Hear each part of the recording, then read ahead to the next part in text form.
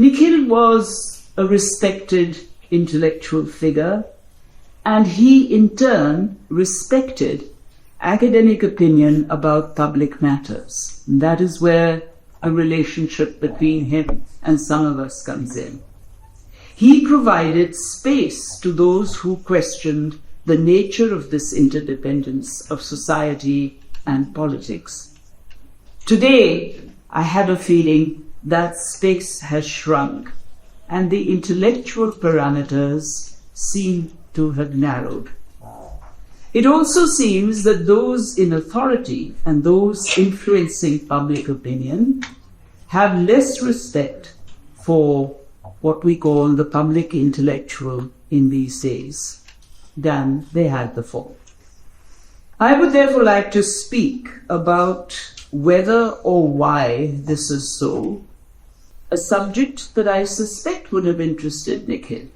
And it becomes pertinent, I think, where there is a concern, as there is with many of us still, with the kind of society we want and why we want that kind of society.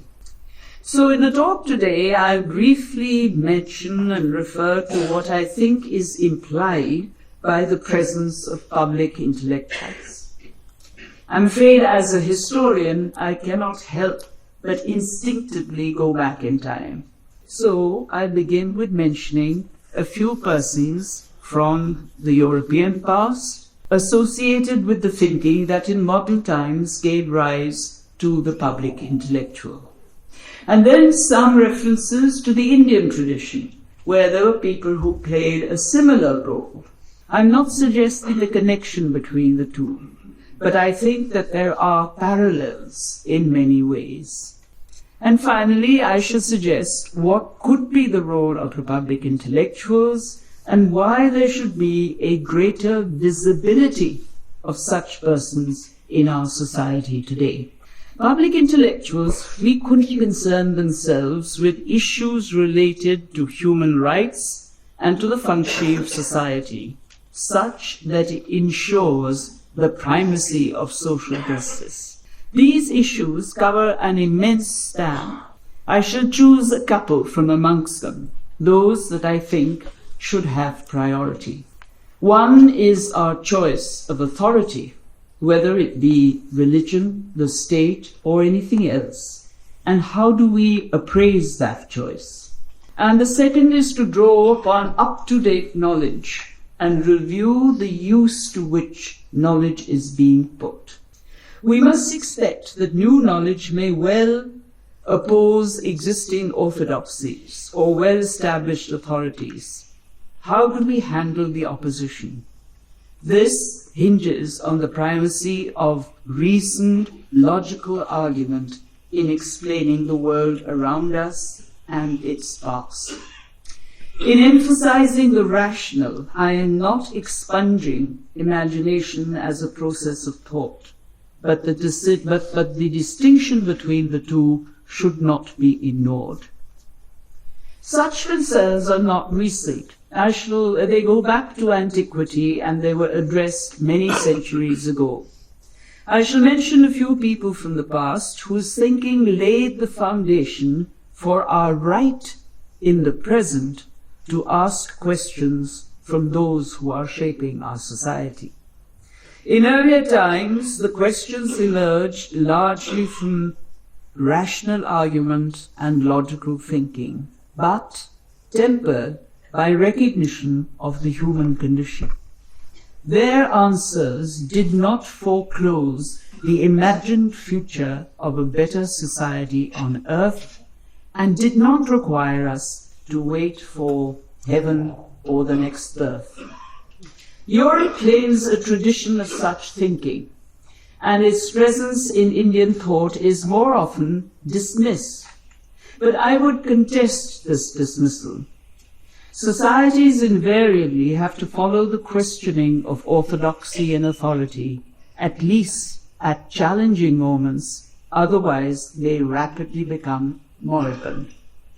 To turn to the European past, the forerunners of the public intellectual indulged in philosophical questioning, but this thinking also penetrated the political sphere and was reflected in suggested social action.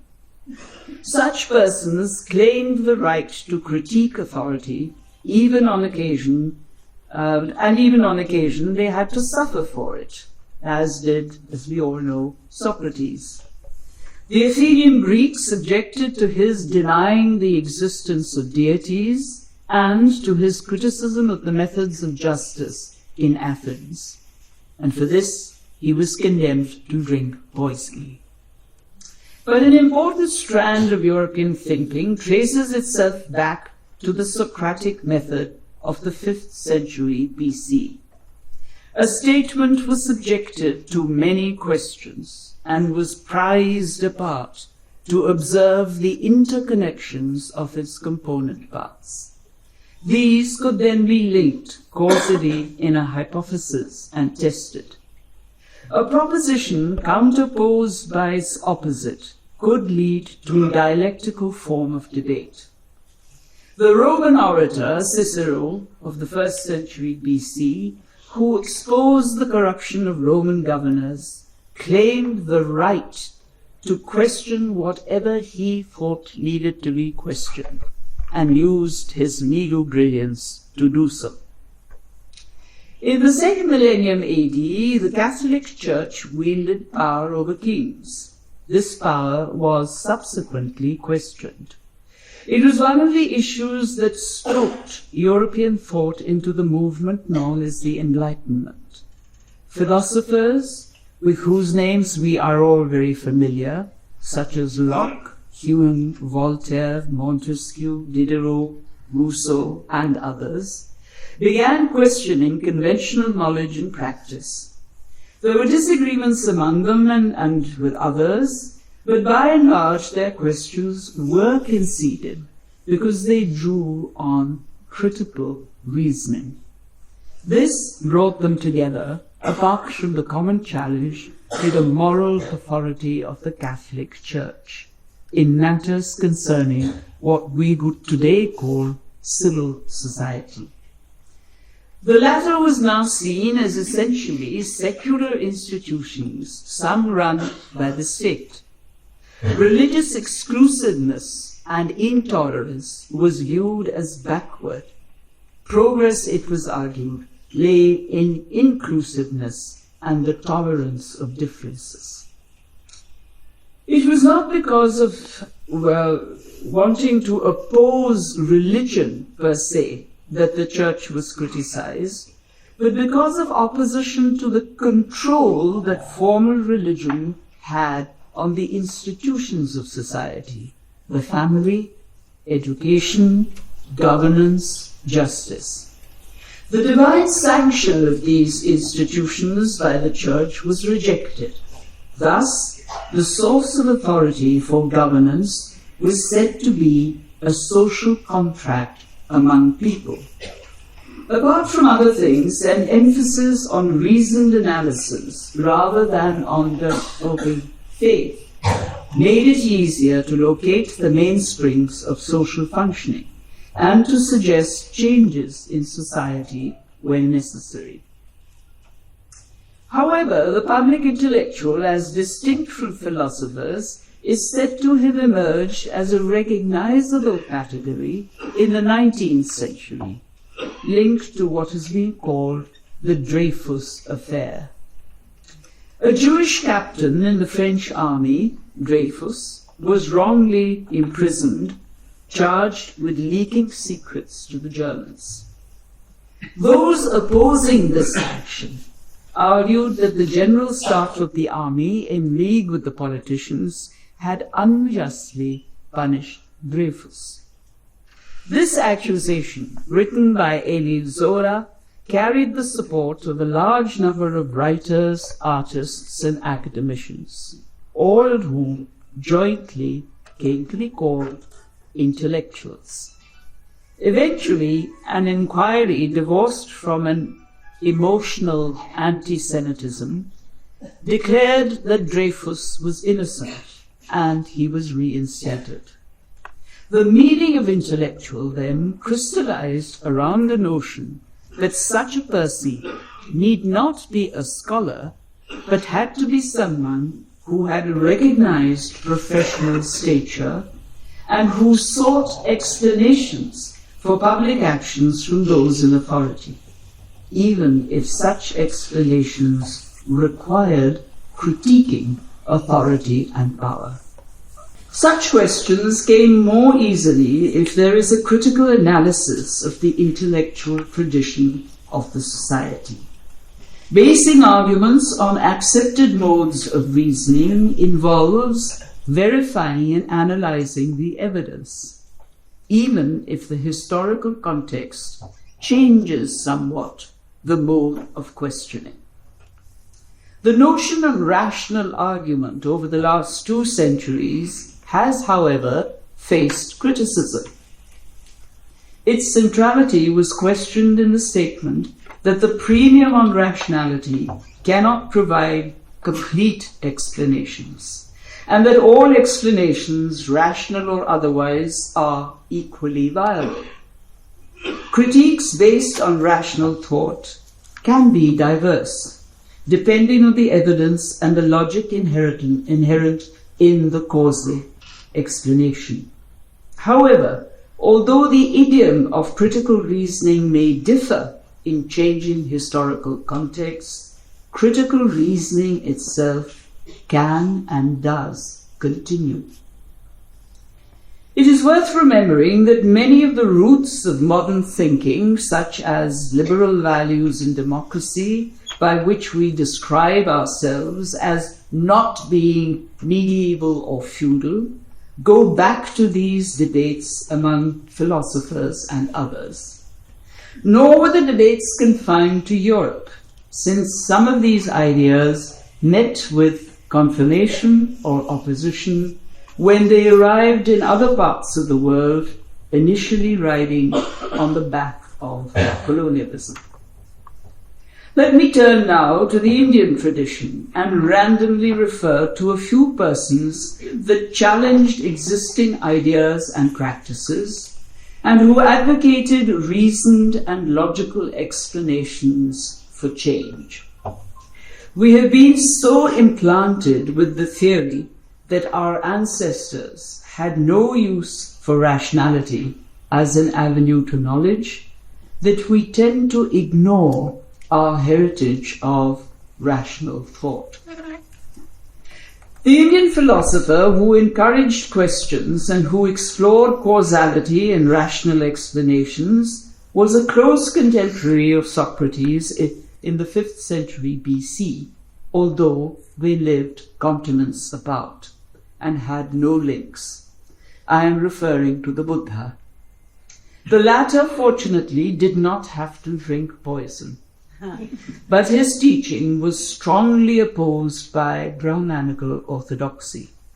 It was described as delusional and misleading. This was one among many reasons why Buddhism was slowly edged out of India.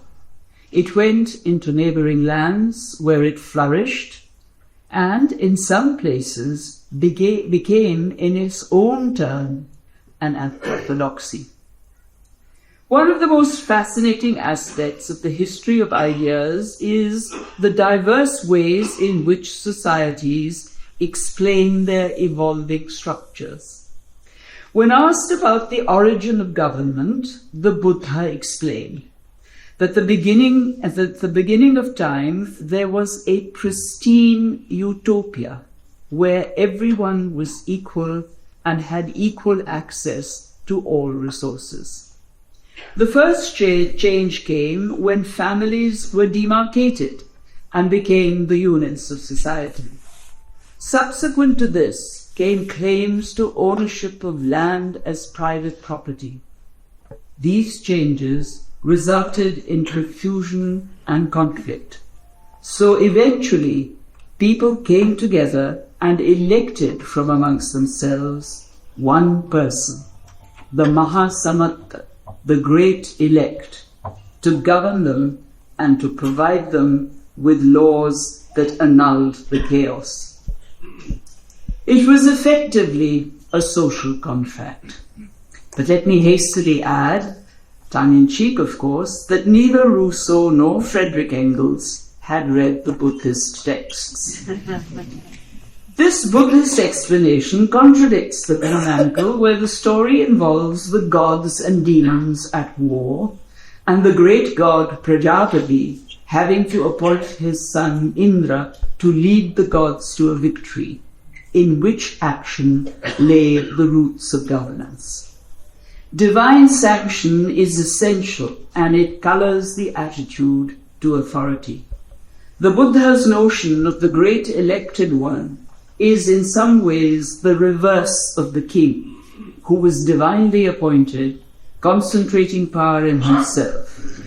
The assumptions in the two myths are therefore entirely different.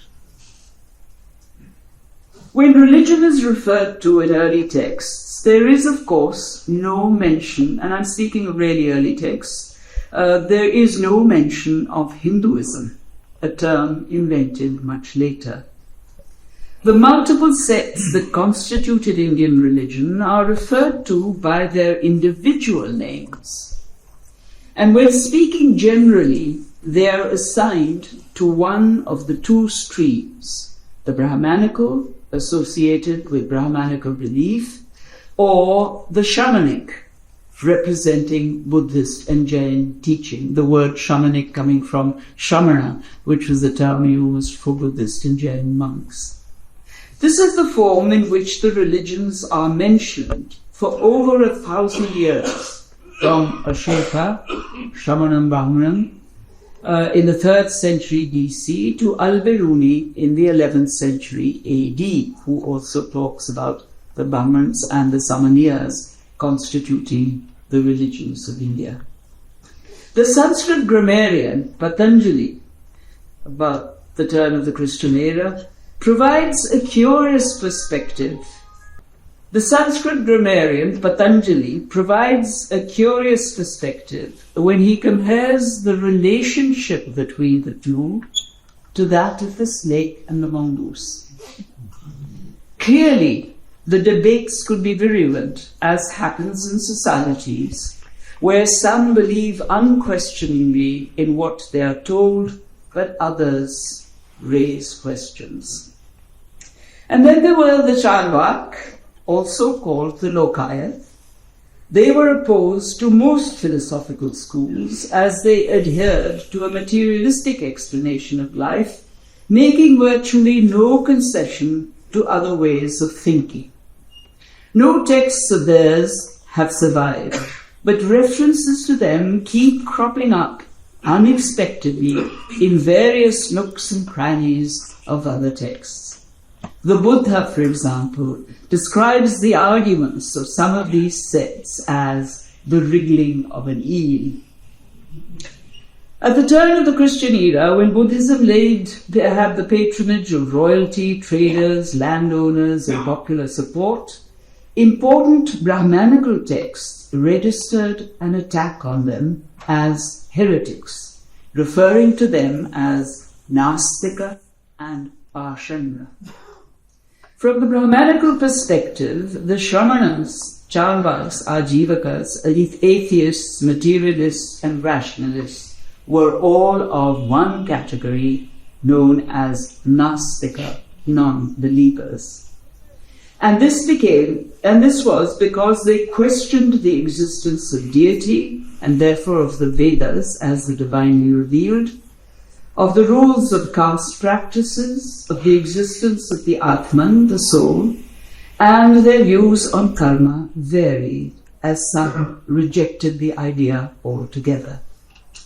I'm reminded here when I read these texts referring to all these people as conjointly as Nastika. I'm reminded of the present day where if you don't accept what Hindutva teaches, you're all branded together as Marxists.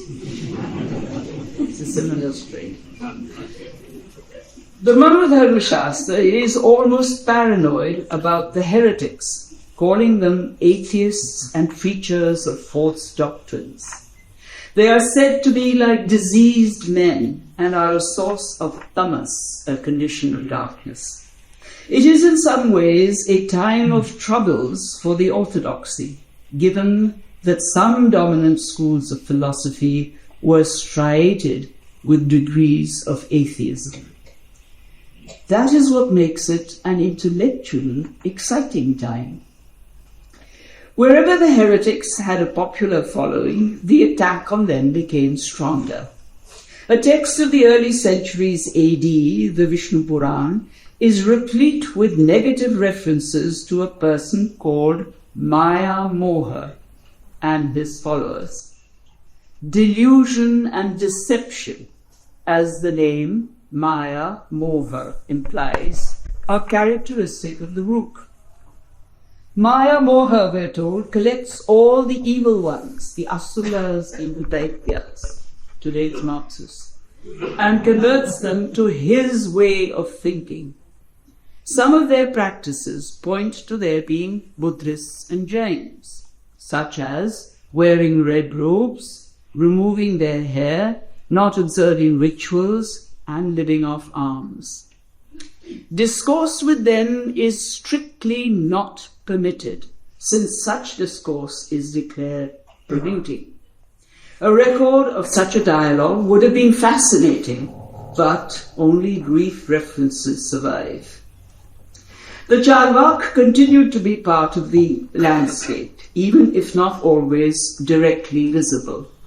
Shankaracharya in the 9th century AD refers to their theory of the primacy of matter over spirit. The Sarvadarshana Sangraha is a discussion on major philosophical schools put together in the 14th century by Madhavacharya. It begins with a lengthy discussion on the viability of Charvak thinking, but of course ends up ultimately rejecting it. But if they had no consequence, they could as well have been ignored. This did happen later in the world of 19th century Orientalism. We have to remember that those that ask questions are anathema to any kind of autocratic authority. Similarly, those trying to build a single national identity based on Hinduism alone would not have conceded the significance of teachings that contradicted the Brahmanical. The heretics were dismissed by the orthodox. However, some of their ideas were explored in philosophical schools of the early centuries AD, in conversations precisely between the orthodox and those that opposed them. Logic and methods of reasoning were sharpened. The logicians, and the major ones are interestingly almost invariably Buddhist scholars, the logicians tease out the ideas, especially when discussing the nuances of atheism. Views were not uniform and were widely debated, the arguments sometimes taking an almost dialectical form. Unfortunately, what are difficult to locate are the conversations between philosophers using critical reasoning with astronomers and mathematicians, even more closely allied to rational thought. Aryabhatta, on the basis of mathematical calculation, argued that the earth went round the sun. This theory preceded that of Copernicus and of Galileo by a millennia. In Europe, the potential of these ideas was feared by the Catholic Church and orthodoxy as undermining the Bible and therefore also the control of the Church on society. Galileo had to recant. In India, the implications seem to have been bypassed, possibly because there was no church, but perhaps adopting the heliocentric system may have upset astrological calculations. I'm just throwing this out as an idea, but it's something that is worth pursuing. Astrology was one mechanism by which royal power was controlled by religious orthodoxy. Old knowledge, therefore, continued unshaken in most places. Indian theories of mathematics and astronomy, however, expanded creatively in their own space, but ironically became very influential when taken to Baghdad, which was then the center of what one might call proto-science. In India, meanwhile, other sects provided an ambience in which similar questions were being raised. Scholars questioned beliefs and practices upheld by religious authorities and by those who governed. Or else they questioned other orthodoxies other than the Brahmanical. Some among them were women, such as Arndal and Meera, flouting caste norms who were listened to attentively by people at large, thus creating their own social ambience. But we seldom give enough attention to this aspect of their discourse, focusing as we do largely on religion. Amir Khusro was not unknown to the Delhi sultans. He provides a poetic view of court politics in his Tughlaqnama, composed in the 14th century, as a form of traditional history. His study of astronomy, however, underlining a heliocentric universe, distanced him from orthodox Islam, as it implied questioning accepted truths. And it was his poetry and musical compositions that gave him a popular status, such that sultans and the orthodox thought it better not to antagonize him. A few centuries later, Eknath in Maharashtra also questioned the control exercised by formal religion. His versions of the Bhagavad Puran and the Ramayana defined his Brahmanical scholarship. This did not stop him from questioning the viability of the social order and caste practices. Turning to modern times, the ideology of nationalism made attempts to reorder society. Nationalism opposed colonialism, but was not averse to theories from colonial scholarship. Social reform movements pertaining to upper caste Hinduism, such as the Brahmo Samaj, the Prarthana Samaj, and the Arya Samaj, suggested new forms of Hindu religious organization and the role of caste. We are all familiar with Raja Ram Mohan Roy and socio-religious reform, but so little is said about his exact contemporary in Tanjore, Sarfoji II, a minor Maratha ruler. He questioned orthodoxy by focusing on the content of education. His reading of Enlightenment authors convinced him that knowledge was based on processes of reasoning and that these were taught through education. The schools he established were intended for this purpose, as were the books and the objects that he collected in the famous Saraswati Mahal library. Although these movements were not intended to critically question the intellectual traditions, this did occasionally surface. Despite the centrality of caste hierarchies legitimized by religion, the interface between religion and caste was seldom investigated. In the 19th century, Bal Gangadhar Tilak supported the Aryan foundations of Indian civilization and upper caste culture, even if, according to him, the Aryans did have to trek all the way from the Arctic homeland to India. But Jyotirao Phule saw the coming of the Aryans as a logical explanation for the oppression of the lower castes. For him, the Aryans were Brahmins that oppressed the indigenous inhabitants, who were the Shudras. Tilak extended the accepted view. Phule questioned it to explain existing society. Both readings were historically faulty, but Phule was asking an incisive question.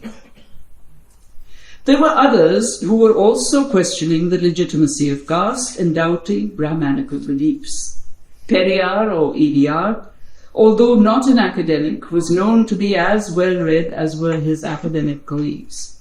He was critical of the contradictions in Hindu mythology and beliefs that he always dismissed as fabrications of the Indo-Aryan peoples. His rationalism led him to take a strong position in favor of social equality, and more particularly the equality of women. The people that I have mentioned were not public intellectuals in the modern sense. They were among those who questioned the existing reality as a means of attaining an improved society. They were listened to because they were respected in their diverse professions. The point is not the similarity or otherwise of their questions. It is the way in which they reasoned, even if the nature of the questions change in accordance with the issue of the moment. Such questions are not arbitrary. They have to be governed by acknowledged critical reasoning, and people who question were and are articulate at moments of significant historical change. Moments of historical change coincide with the exploration of new ways of ordering society, as has been happening off and on in the Indian past till now. Public intellectuals playing a discernible role are needed for such explorations, as also to articulate the traditions of rational thought in our intellectual heritage. This is currently being systematically eroded. Mainstream anti-colonial Indian nationalism, the kind that some of us grew up with, and the emergence of a liberal democracy aspiring to be secular, made space for the visible presence of the public intellectual. More than a few took on this role, especially in the years just after independence. They were responsible for wide-ranging debates. Later events, be it the emergency or the genocides of religious communities, heightened our awareness of the need for public intellectuals, if only to speak out and prevent a repetition of such events. We must remind ourselves that Nikhil and others like him strongly opposed forms of censorship and the attempt to silence alternate voices. Today we have specialists in various professions, but many among them are unconcerned with the world beyond their own specialization. It is sometimes said that they are replacing the public intellectuals, but the two are not identical. There are many more academics, for instance, than ever existed before, but it seems that most prefer not to confront authority, even if it debars the path of free thought. Is this because they wish to pursue knowledge undisturbed, or because they are ready to discard knowledge should authority require them to do so? Much has been written on trying to define the public intellectual. Such a person, it is assumed, should take a position independent of those in power, enabling him or her to question debatable ideas irrespective of who propagates them. Reasoned critiques are often the essential starting point. The public intellectual has to see herself or himself as a person who is as close to being autonomous as is possible, and more than that, to be seen by others as such. An acknowledged professional status makes it somewhat easier to be autonomous. The public intellectual of today, in addition to being of such a status, has at the same time a concern for what constitutes the rights of citizens, and particularly in issues of social justice. And further, there is a readiness to raise these matters as public policy. A justification for the critique is the claim to speak for society and to claim a degree of moral authority. The combination of drawing upon wide professional respect, together with a concern for society, can sometimes establish the moral authority of a person and ensure public support. This is a conceded qualification and not a tangible one. In the past, it was those who had distanced themselves somewhat from society that were believed not to have ulterior motives in the changes that they suggested. But this was not always so. Today, formal affiliation to a political party in our times can inhibit free thinking and prescriptions for action, even if it has the advantage of providing a support. As an attitude of mind, autonomy is more readily expected of the professional specialist or the academic. Such persons, and they are not the only ones, can suggest alternative ways of thought and even action regarding problems of the larger society. Such thinking can lay claim to rational, logical analyses. Yet academics today are hesitant to defend what might be broadly called rational interpretations, however sensitively they may be expressed. This is evident from the ease with which books are banned and pulped, or demands made that they be burnt, and syllabuses changed under religious and political pressure or the intervention of the state. Why do such actions provoke so little reaction among academics, professionals, and others of us who are interested in the outcome of these actions? The obvious answer is the fear of the instigators, who are persons with the backing of political authority. But is this the only answer? Many today comment on the narrowing of the liberal space in the last couple of decades. It was fought back, and now it is upon us again. To question those that represent conventional authority and to demand responsible action needs constant repetition, especially where it involves a negation of justice. The ordinary citizen hesitates to share criticism of religious activities or of contemporary politics on the social media, although the social media today has become the area of much toing and froing. More specifically, when it comes to religious identities and their politics, we witness hate campaigns based on absurd fantasies about specific religions, and we no longer confront them frontally. Such questioning means being critical of organizations and institutions that claim a religious intention but use their authority for non-religious purposes. They invoke the rules and regulations of formal religion, sometimes recently invented, in order to legitimize their actions. Their actions may bring murder, rape, and mayhem.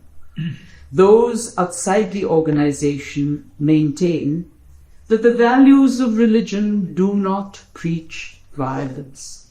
But that is not the issue. Of course, all religions endorse the same virtuous values. But it is not the values that are under question. It is the beliefs and actions of organizations that act in the name of religion.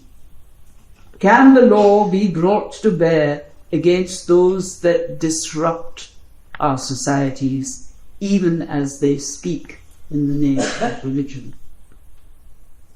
There are many reasons for the decline of the public intellectual, and I can only mention some. The most obvious but least conceded are insecurities generated by the neoliberal culture. What do I mean by this? These have arisen out of the economic boom it was supposed to bring for everybody, but which boom has misfired for most. Jobs have become far more competitive. This adds to existing aggressions and erodes a reliance on human relationships. Almost obscene disparities in wealth further the aggressions. Values are being turned to tinsel with the endorsing of ostentatious activity. The ready acceptance of corruption has become normal. Money is the new deity lavishly worshipped among the rich. The rest wait anxiously for the so-called trickle down. There is a clash between the excitement of having the right to demand equality, but of its being denied because of new versions of caste and money power. The neoliberal culture and economy cannot be easily changed, but its ill effects can be reduced, provided we are clear that society must be rooted in the rights of the citizens to resources, to welfare, and to social justice. This, after all, was the issue at the time of independence, when the nation-state was created. And I remember in the early years of my life the amount of discussion that went into precisely these issues. If such discussions are to continue, as they should in a vibrant society, and questions be raised, then we have to turn to public intellectuals to bring them to the fore. But beyond that, it also needs a public that would regard the asking of these questions as appropriate. How can we create a public that is aware of what needs to be discussed and why? A public that would respond to questions drawing from critical reasoning. The response does not invariably have to be in the affirmative, but at least the issues for discussion can be put forward and discussed. This assumes, for a start, an educated public. How should we be educating ourselves? This involves both professionals in various disciplines and many public intellectuals who, in part, draw their alternative authority from their professional standing. Today, there are effectively two sources of educating ourselves. One is the informal, indirect visual media as an oral form, and the second is the formal category of educational institutions. The intermediary here is, of course, the famous, infamous Internet.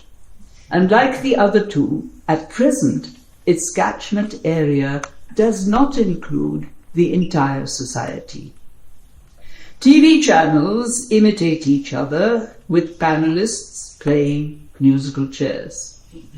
And seldom do programs investigate the reality beyond the statements that they are making. And everything, but everything, has to be seen in terms of current politics. Is it possible, I'm beginning to think, is it possible to have an alternate channel on TV, or even a broadcasting station on radio, not geared to profit? One that encourages exploring alternate solutions that go well beyond the single bite.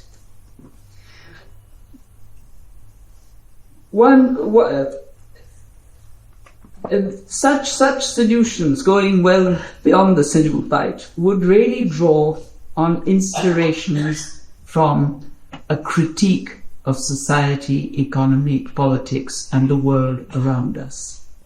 How do we finance the voice of those that have more than an immediate interest in society and who are thoughtful about its future?